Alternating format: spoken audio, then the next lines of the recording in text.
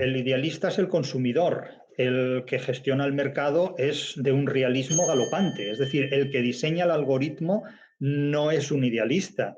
Idealista es el que muerde el anzuelo pensando que se lleva un cebo y en realidad no se lleva más que un anzuelo. El algoritmo lo sabe todo sobre ti, lo sabe todo sobre mí, lo sabe todo sobre nosotros.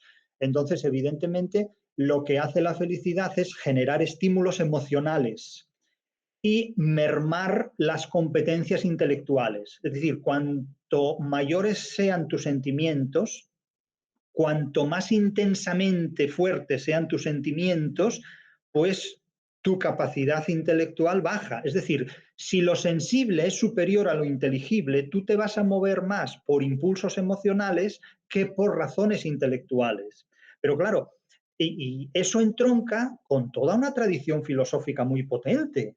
Es decir, Nietzsche advertía que cualquier impulso irracional, es decir, emotivo, emocional, está por encima de cualquier reflexión racional. Yo entiendo que la democracia ha ocupado una etapa en la historia muy importante y muy relevante y considero que la democracia es el sistema político más aceptable de todos, indudablemente, pero sin la menor duda. El problema es que en estos momentos la democracia está gestionada por los amigos del comercio, está gestionada por el comercio. Y en un contexto de esta naturaleza, el derecho mercantil se impone al derecho civil. Pero claro, si el derecho mercantil, el derecho del mercader, del comercio, está por encima del derecho del ciudadano, las cosas cambian completamente. Si los medios que tú tienes para ejercer un trabajo dependen cada día más de una estructura que no conoces y que no controlas, tú eres el nuevo proletario del siglo XXI, en definitiva, porque todos son franquicias, todos son personas que trabajan para otros en las condiciones que los otros disponen. Es decir, el derecho mercantil está por encima del derecho civil. Eso nunca ha pasado en la historia. Y probablemente, bueno, pues las democracias están a merced del derecho mercantil. No son ellas las que disponen las leyes mercantiles, es el derecho mercantil el que dispone las leyes civiles. Y esto es algo inédito. El Estado, mejor o peor, establece unas normas que después se pueden cumplir o incumplir. El Estado puede incumplir las normas que establece mediante excepciones, mediante alteraciones legales. Pero en un mundo sin Estado es la barbarie, es un mundo anterior a la civilización. Es decir, la civilización comienza cuando el Estado se instituye como tal y cuando hay unas normas objetivas por encima de la voluntad del individuo y por encima de la voluntad de un grupo de individuos que son iguales para todos. Pero es que hoy día el poder del mercado es tan grande que al Estado no le queda más remedio que pactar con él en condiciones de inferioridad, porque el poder del mercado es mayor que el poder del Estado. Entonces, claro, si las normas civiles, insisto, las determina el mercado, los derechos del ciudadano son los derechos del consumidor y caben en una hoja de reclamaciones.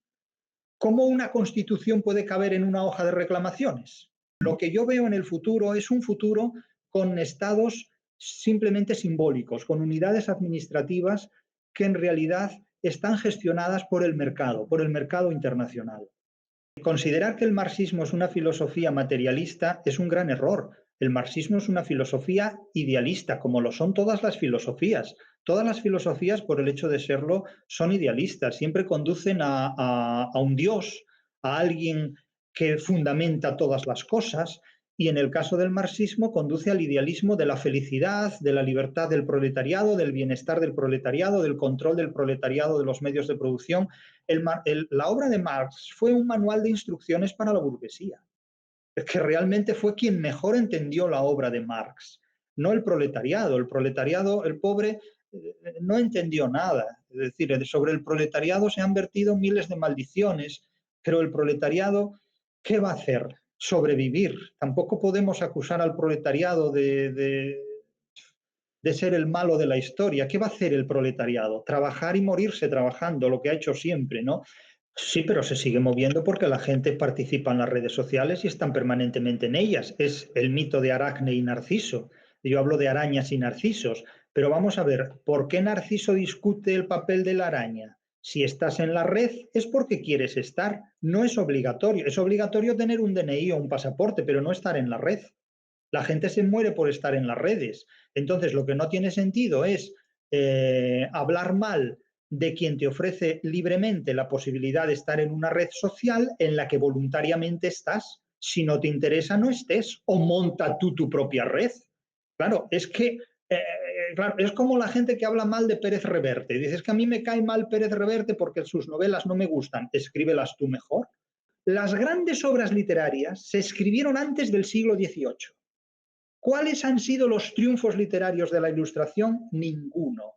Es decir, si tú lees a los clásicos, a los autores clásicos y sobre todo a los españoles del barroco, a Gracián, a Quevedo, a Cervantes, a Lope de Vega, tú tienes un manual para defenderte en la vida. Los consejos que Don Quijote le da a Sancho Panza cuando va a ser gobernador de la ínsula es un tratado de comportamiento político. Si eso se enseñara en los colegios, si el Quijote se enseñara en los colegios, la gente saldría mucho mejor preparada y con muchos menos trastornos de personalidad.